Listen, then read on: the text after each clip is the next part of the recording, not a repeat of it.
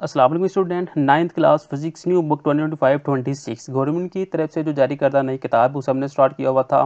Chapter number 4 turning effect of force का topic 4.3 आज हम स्टार्ट करने जा रहे हैं। तो टॉपिक 4.3 आपके सामने है जी, turning effect of a force. We have learned so far that a net force effect the linear motion of an object by causing it to accelerate. Since rigid object can also rotate, so we need to extend our concept to turning effect of a force. कहता है एक जो hard object होता है उससे जब हम move करते हैं तो वो मुकम्मल ऑब्जेक्ट मूव कर जाता है, उसके ऊपर हम फोर्स लगाते हैं। जब हम उसे टर्न करना होता है तो उसके ऊपर एक इफेक्ट लग जाता है जिसे हम turning effect of a force कहते हैं। इस टॉपिक को हमने कवर करना है व्हेन वी ओपन और क्लोज अ डोर। कहता है जब हम एक दरवाजे को बंद करते हैं या फिर खोलते हैं वो अप्लाई फोर्स, हम इसके ऊपर एक फोर्स अप्लाई करते हैं। This force rotate the door about it's हिंग। वो क्या होता है, वो अपने हिंग से यानी पे जहाँ पे वो जुड़ा होता है उसके गिर्द क्या करता है, रोटेट करता है। This is called the turning effect of a force. इसे हम turning effect of a force कहते हैं। हमने यहाँ से स्टार्ट करना है। कहता है कि जब हम एक दरवाजे को बंद करते हैं या खोलते हैं हम उसके ऊपर एक फोर्स लगाते हैं, यानी कि जो दरवाजे का हैंडल होता है, ठीक है, उसको हम घुमाते हैं तो क्या होता है, दरवाज़ा ओपन हो जाता है। जब हम बंद करना चाहते हैं इसे दोबारा घुमाते हैं तो वो बंद हो जाता है। उसके ऊपर जो हम इफेक्ट क्रिएट कर रहे हैं ना उसे हम कहते हैं turning effect of a force. सिर्फ आपने ये बताना है, इसके आगे आपने कोई खास चीज़ नहीं है। उसके बाद जो मेरे पास एक डेफिनेशन है वो है जी, if the distance between two points of the body remain the same under the action of a force, it is called a rigid body. Rigid body कहते हैं हार्ड बॉडी को। कि अगर आप एक ऑब्जेक्ट के ऊपर किसी दो पॉइंट के ऊपर आप फोर्स लगा रहे हैं और उसके ऊपर कोई भी अमल दरामद नहीं हो रहा, उसके ऊपर कोई भी इफेक्ट नहीं हो रहा, वो अपनी शक्ल चेंज नहीं कर रही, तो इसका मतलब वो जो बॉडी है वो एक रिजिड बॉडी है, एक सख्त बॉडी है। तो यहाँ से आपने जहाँ तक करना है ये एक रिजिड बॉडी की डेफिनेशन आ जाएगी। ड्यूरिंग रोटेशन जब आप घुमा रहे होते हैं, all the particle of the rigid body rotate along a fix circle. तो जितने भी ऑब्जेक्ट होते हैं वो सारे के सारे एक फिक्स सर्कल के गिर्द घूम रहे होते हैं। The straight line joining the centre of this circle is known as axis of rotation. तो वो जो स्ट्रेट लाइन होती है जो तमाम पॉइंट्स को जोड़ के रखी होती है उसे हम कहते हैं एक्सिस ऑफ रोटेशन। ये मेरे पास जहाँ तक डेफिनेशन आ जाती है एक्सिस ऑफ रोटेशन की। बात क्या हो रही है, देखिए कहता फ़र्ज़ करें हमारे पास ना ये दरवाजे का एक डोर जोन से ना दरवाजे का एक हैंडल है, ठीक है। हमने इसके ऊपर एक फोर्स लगाई, क्या किया, हमने इसको इस तरफ घुमाया तो क्या होगा, दरवाजे का जो हैंडल है वो घूम जाएगा लेकिन उसके जो सेंटर वाला पॉइंट है वो वहाँ पे रहेगा। वो जो सेंटर पॉइंट होता है ना उसे हम कहते हैं एक्सिस ऑफ रोटेशन। नेक्स्ट मेरे पास एक और डेफिनेशन लिखी हुई है, if the line along which the force act is called the line of action of force. वो जो लाइन थी बिल्कुल सीधी, उसके ऊपर जो फोर्स एक्ट कर रही है ना उसे हम कहते हैं line of action of force. ये तीन चार डेफिनेशन है और एक ही डायग्राम के गिर्द घूम रही है, ये आपने ध्यान रखना है। सबसे पहले मेरे पास है रिजिड बॉडी। रिजिड बॉडी क्या होता है, एक सख्त बॉडी। फर्ज करें दरवाजे का जो हैंडल है ना, ठीक है, उससे हमने नाम दे दिया है रिजिड बॉडी का, वो एक सख्त बॉडी होती है। फिर आगे बात डेफिनेशन आ गई एक्सिस ऑफ रोटेशन की, कि वो जो बॉडी था, वो जो हैंडल था, ठीक है, उसका एक सेंटर पॉइंट होता है। जैसे पंखा ना, पंखे का एक सेंटर पॉइंट है जिसके गिर्द पंखा घूम रहा होता है, वो जो रॉड होता है। ऐसे ही दरवाजे का जो सेंटर पॉइंट है ना जिसके गिर्द वो तमाम हैंडल जो सा वो घूमता है, उसे हम कहते हैं एक्सिस ऑफ रोटेशन। फिर क्या किया, डेफिनेशन आ गई action of the force, line of action of force. Line of action of force क्या है, वो जो दरवाज़ा है उसका जो सेंटर है उसके दरमियान कोई ना कोई एक काबला टाइप समझ ले, ठीक है, वो होगा। अब वो जो लंबाई होती है ना उसे हम कहते हैं line of action of force. इसकी बाकायदा एग्जाम्पल उसने आगे दी है, हम वो भी देखेंगे। उसके बाद कहता है the perpendicular distance of the line of action of force from the axis of rotation is known as movement arm of a force और सिंपली मूवमेंट आर्म। अब कहता है वो जो लाइन ऑफ एक्शन के ऊपर जो परपेंडिकुलर डिस्टेंस कवर हो रहा है ना उसे हम कहते हैं मूवमेंट आर्म।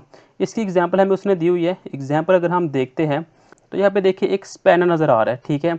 अब ये जो स्पैनर है ये वाला हिस्सा, ठीक है, ये क्या है, अगर हम इसके ऊपर फोर्स लगाते हैं, इसको ऊपर की तरफ हम लगाते हैं, ठीक है, तो जो स्क्रू है ये क्या होगा, ये या तो टाइट होगा या फिर लूज होगा, ठीक है, लेकिन ये अपने सेंटर के गिर्द घूम रहा है, इसे हम कहते हैं एक्सिस ऑफ रोटेशन, ठीक है, इसे हम कहते हैं एक्सिस ऑफ रोटेशन, यानी कि ये अपने एक्सिस के गिर्द घूम रहा है। अब ये जो एक लंबाई है, ठीक है, जो उसे अपने एक्सिस के गिर्द घुमा रही है, इसे हम कहते हैं line of action of force, ठीक हो गया।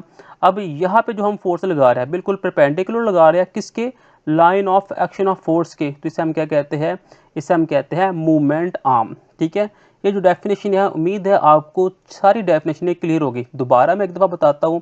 सबसे पहले मेरे पास डेफिनेशन आती है रिजिड बॉडी की। रिजिड बॉडी क्या होता है, सख्त बॉडी, जैसे कि ये जो काबल है ये सख्त है। ठीक है, इसे हम कहते हैं रिजिड बॉडी। फिर है एक्सिस ऑफ रोटेशन, इस काबले के गिर्द जो नट घूम रहा है इसे हम कहते हैं एक्सिस ऑफ रोटेशन यानी कि ओरिजिन। उसके बाद आ जाती है definition line of action of force, इस नट को बिल्कुल स्ट्रेट एक फोर्स लग रही है, इसे हम कहते हैं line of action of force, और इसके परपेंडिकुलर जो डिस्टेंस लग रहा होगा उसे हम कहते हैं movement arm. Next movement arm के कोड डेफिनेशन बताई गई है। Movement arm of a force और torque is defined as product of force and the movement arm. Force और मूवमेंट आर्म के हासिल ज़रब को हम क्या कहते हैं, टॉर्क कहते हैं। अब टॉर्क को हम टॉ से शो करते हैं और एल जो से वो मूवमेंट आर्म होता है, और एल को हम बेसिकली आर से भी शो करेंगे। यहाँ पे मेरे पास 3-4 डेफिनेशन है। कहता है द लाइन ऑफ एक्शन, या शुरू होगी, the line of action of force is perpendicular to R, therefore moment arm L is equal to R, के line of action of force के परपेंडिकुलर एक फोर्स अमल कर रही है। Remember that torque of a force is zero, torque zero का कब, जब line of action of force जो है वो पास कर रही होगी एक्सिस ऑफ रोटेशन के, because moment arm become zero. यहाँ तक ये डेफिनेशन आ जाती है और इसका जो नाम बन जाएगा ये जीरो टॉर्क की डेफिनेशन होगी। ठीक है, यहाँ से लेकर यहाँ तक की डेफिनेशन किसकी होगी, जीरो टॉर्क की। और इसके साथ आपने ये जो डायग्राम है, ऊपर एक डायग्राम बनी हुई है ये वाली, ठीक है, ये डायग्राम आपने साथ बनानी है। ये अगर लॉन्ग क्वेश्चन आता है मूवमेंट आर्म का, तो सबसे पहले आपने ये डेफिनेशन लिखनी है, उसके बाद आपने ये फार्मूला लिख देना है, उसके बाद जीरो टॉर्क की डेफिनेशन और साथ में ये वाले जो डायग्राम है ये आपने लिख देनी है। उसके बाद है जी the torque is positive, torque positive कब होगा, यानी कि पॉजिटिव टॉर्क की डेफिनेशन आ गई है।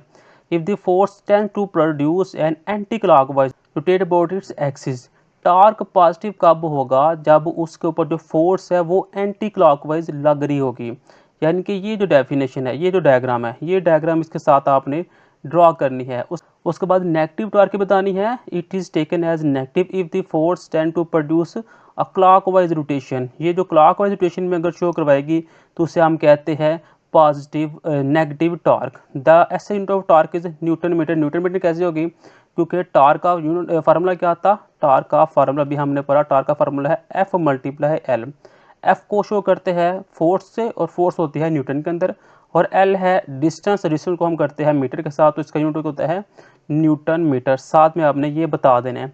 उसके बाद जो पैराग्राफ है इसके अंदर कोई खास चीज़ नहीं है, आपने इसको छोड़ देना है। उसके बाद मेरे पास डेफिनेशन आती है कपल की। कपल की डेफिनेशन क्या है जी, a couple is special type of torque, torque की एक टाइप होती है उसे हम कहते हैं couple. We observe at many situation in our daily life when two equal and opposite parallel forces produce torque. कहते हैं जब दो इक्वल और अपोजिट पैरेलल फोर्सेस हो तो वो क्या करती है, टॉर्क प्रोड्यूस करती है। एग्जांपल देता है, कहता है when we opening a close a tab turning in the key lock, कि जब हम एक दरवाजे को बंद करते हैं तो हम फर्ज करें उसके ऊपर 10 न्यूटन फोर्स लगाते हैं, और जब हमें उसे खोलना होता है तो फिर हम उसके ऊपर 10 न्यूटन फोर्स लगाते हैं। लेकिन क्या होती है, इनकी सिमत चेंज हो जाती है। जब हमने बंद करना होता है फिर हम इस तरफ घुमाते हैं, और जब हमने खोलना होता है तो फिर हम इस तरफ घुमाते हैं। फोर्स सेम लग रही है लेकिन क्या है, एक दूसरे के मुखालिफ है, तो इसे हम कहते हैं कपल। एग्जाम्पल ये हमारी सिंपल है कि एग्जाम्पल दे दें आप, ठीक है, ये अपने एक एग्जाम्पल देनी है और ये डेफिनेशन लिख देनी है। When two equal and opposite parallel forces act to different point of the same body, एक ही ऑब्जेक्ट के ऊपर आपने दो फोर्सेस जो कि इक्वल है लेकिन अपोजिट है वो लगाई है, तो इससे क्या प्रोड्यूस होता है, इससे कपल जोन से वो प्रोड्यूस हो रही है। तो ये मेरे पास टॉपिक 4.3 था। नेक्स्ट मेरे पास टॉपिक 4.4 होगा, उसके अंदर हम रेजोल्यूशन ऑफ वेक्टर्स को डिस्कस करेंगे। बेटा सिंपल सिंपल डेफिनेशन आपको बता रहा हूँ, बुक के ऊपर निशान भी लगा रहा हूँ, आपने सिंपल यही चीज़ें करते जाना है। कपल की जब बारी आएगी तो आपने सबसे पहले ये डेफिनेशन लिख देनी है, एग्जाम्पल की हेडिंग दे के ये एग्जाम्पल तो बता देनी है और साथ में ये डायग्राम लिख देनी है। आपका जो नंबर है वो मुकम्मल आपको मिल जाएगी। नेक्स्ट वीडियो के अंदर हम रेजोल्यूशन ऑफ वेक्टर को स्टार्ट करेंगे। मिलते हैं नेक्स्ट वीडियो में। खुदा हाफिज़।